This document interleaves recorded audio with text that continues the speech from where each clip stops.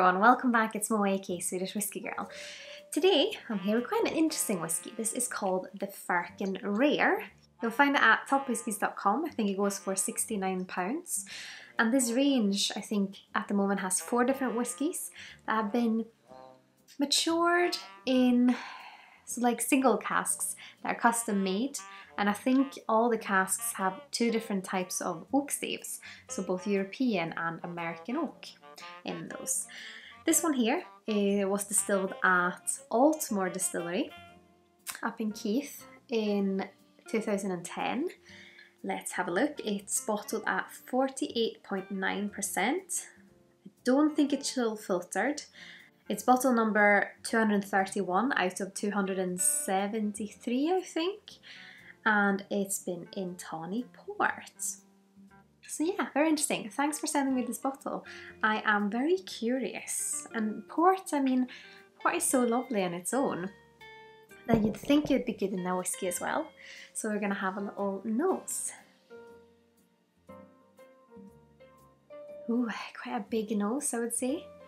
A bit mossy and a bit done into warehouse. And like freshly cut wood. There is a fruitiness there as well, like a plum pie or something like that. But very much like a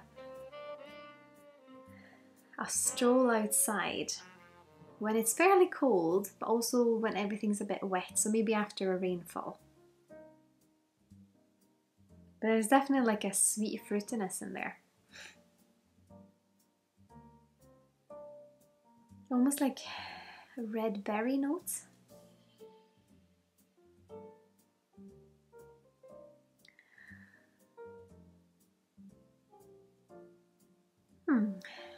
Lovely nose, quite big, quite dark but quite fresh and quite foresty. But let's have a taste, Sláinte.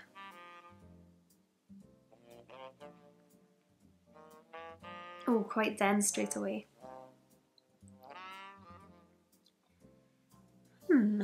Interesting. The first impression is this kind of dark ball that isn't really sticking out any direction. Like, it's not overly woody or overly fruity or overly spicy. It's just this dark ball that's kind of luring. So I wonder if it's just, I mean, this is the first pour of the bottle, so it might just need a little bit of time to open up. And yeah, the finish is there. Like this darkness.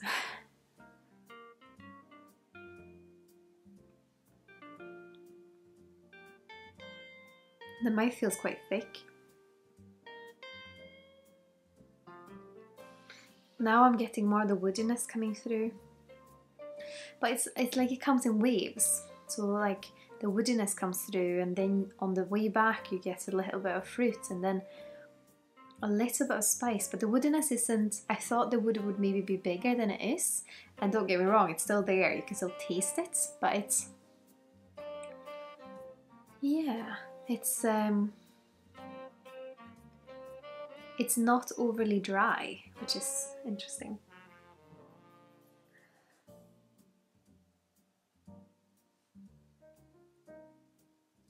Quite juicy. I wouldn't say it tastes just like port, but I don't think most port whiskies do. But it does have a lovely round. I think the way I taste it is that the port aromas, there's this kind of red, dark purple fruitiness, just rounds it all up in a really lovely way. I've tried a lot of whiskies lately that I found a little bit too woody or too spicy, woody, bitter, dry. But this is so dense that even though it has that kind of woody flavour to it, I'm not experiencing it as dry.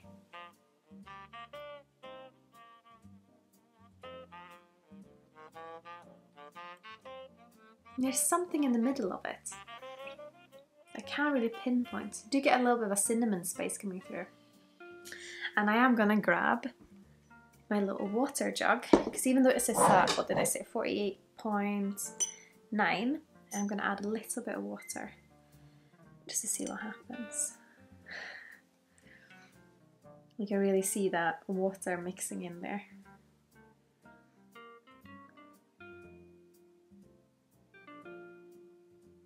Fresher on the nose straight away.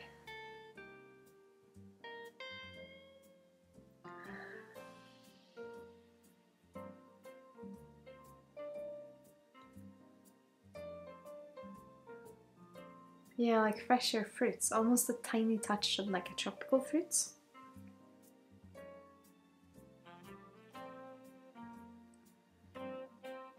Oh,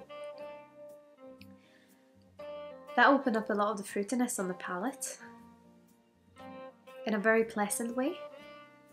Before it was like, I don't know, I'm seeing it as a noise. If you're in a car, you can hear this kind of soft, just like noise that does this. I don't know if this makes sense, but it's this kind of humming that is kind of bass driven, but it kind of just grabs you, and it's this kind of, you can't really distinguish it, it's just there, just kind of continuing in the same kind of tone all the time. But that's what I got before adding the water. It was just this kind of thing that just kept going, but now with a little bit of water, it has a little bit more of a melody to it.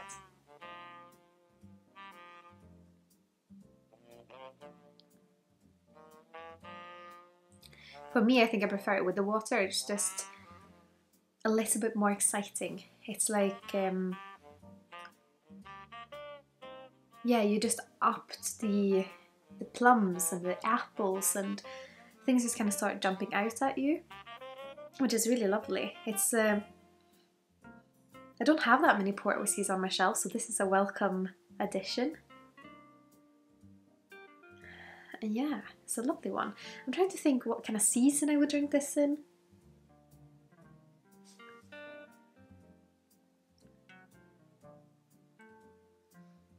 Maybe winter, because it has this woodiness, it kind of just grabs you. But I'm thinking maybe like if you're out hiking in the summer and you're stopping by a bonfire at night and starting to get dark and you just want something that kind of matches the environment a little bit but gives you a little bit of a touch of fruit. Lovely, really nice. I'm enjoying it. The finish is lovely as well. It has this kind of warming finish that's just, when I do that thing, when I close my mouth and I breathe out through my nose, so you can really feel the finish. I'm really enjoying it. It's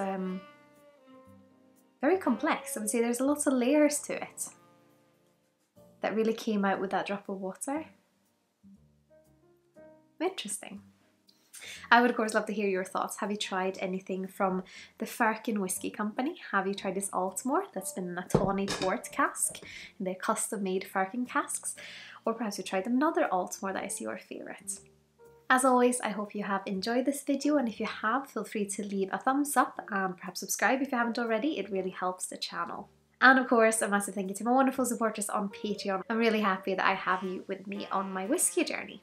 But I hope you've all had an absolutely wonderful day. Sláinte Skål.